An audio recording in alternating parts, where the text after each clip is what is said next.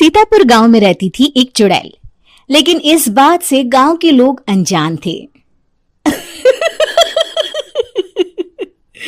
जब तक पूरे गांव की एक एक औरत के गहने मेरे पास नहीं आ जाते, मैं इस गांव को छोड़कर नहीं जाऊंगी, चाहे इसके लिए मुझे लोगों को गायब भी क्यों ना करना पड़े।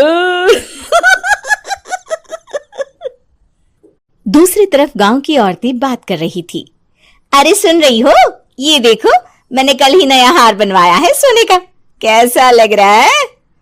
बहुत ही अच्छा। अच्छा है ना, पहले तुम पहनो, फिर शादी में अपनी होने वाली बहू को दे देना। और क्या, सोने चांदी का यही तो फायदा है, जितना पुराना उतना महंगा। लेकिन एक एक पैसा बचाकर ये लेना सच में बहुत मुश्किल हो रहा था मेरे लिए। तभी वहां पहली का पति आ जाता है। गांव में एक औरत के घर के सोने के सारे गहने चोरी हो गए।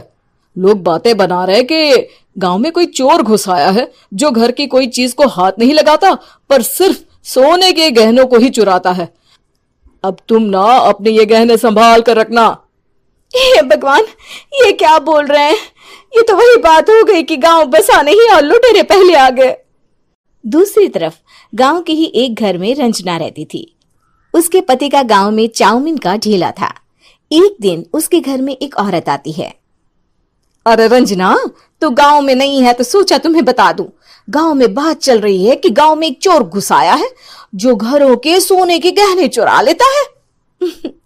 अरे मैं तो सिर्फ ये कान की छोटी सी बाली ही सोने की पहनती हूँ, बाकी गहने तो मैंने गांव के बैंक में लाकर रखे हैं। ये क्या होता है? ना बाबा ना, हमारे गांव की औरतें तो गहने अपने पास ही रखती है।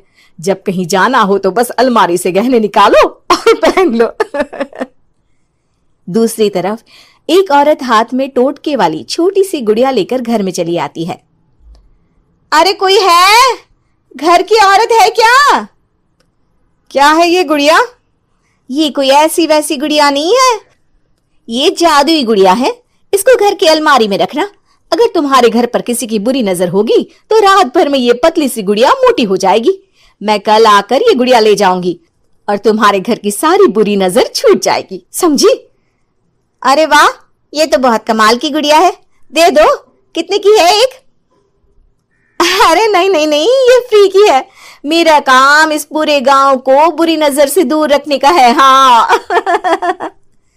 भली औरत उसके हाथ से वो गुड़िया लेकर अलमारी में रख देती है। लेकिन अगली सुबह जब वो उस गुड़िया को देखती है तो पतली सी गुड़िया मोटी हो चुकी होती है। हे भगवान, ये क्या? किसने मेरे घर को बुरी नजर से बांध रखा था? तभी वो गुड़िया वाली भी आ जाती है। मैंने कहा था ना, घर पर बहुत ज्यादा बुरी नजर है। लाओ, ये गुड़िया मुझे दे दो। औरत वो गुड़िया उठाकर उसे दे देती है। गुड़िया हाथ में आते ही वो औरत उसे लेकर सीधे गांव के बाहर की खाली हवेली में चली जाती है और साधारण औरत से चुड़ैल बन जाती है। अरे पगली, गांव वाली इस गुड़िया के पेट में तेरे घर के सारे गहने हैं। इतना बोलकर वो गुड़िया को फाड़ देती है और सारे गहने निकाल लेती है। वहीं दूसरी तरफ, हे भगवान, मेरे घर के सारे गहने चोरी हो गए। उस औरत के घर के आसपास लोगों का जमावड़ा हो जाता है और लोग बातें करने लगते हैं। लो जी, ये भी घर गया। पता नहीं कौन चोर है जो इतनी होशियारी से गहने चुरा लेता है। कुछ समझ में नहीं आ रहा कि कौन है। लोग तो घर से कहीं जाते भी नहीं है, न ताला लगे न घर खाली हो, फिर भी रातों रात गहने चोरी हो जाते हैं। अरे हम तो कहते हैं लोगों को बारी बारी चौकीदारी करनी चाहिए, चोर को तो पूरे गांव वाले मिलकर पकड़ ही लेंगे। लोग बारी बारी घरों की चौकीदारी भी करते हैं, लेकिन चोरी होने का सिलसिला रुकता ही नहीं। फिर एक दिन रंजना के पड़ोस से भी रोने की आवाज आती है। अरे आज ही घर की बुरी नजर उतरी और आज ही सारे गहने भी चोरी हो गए।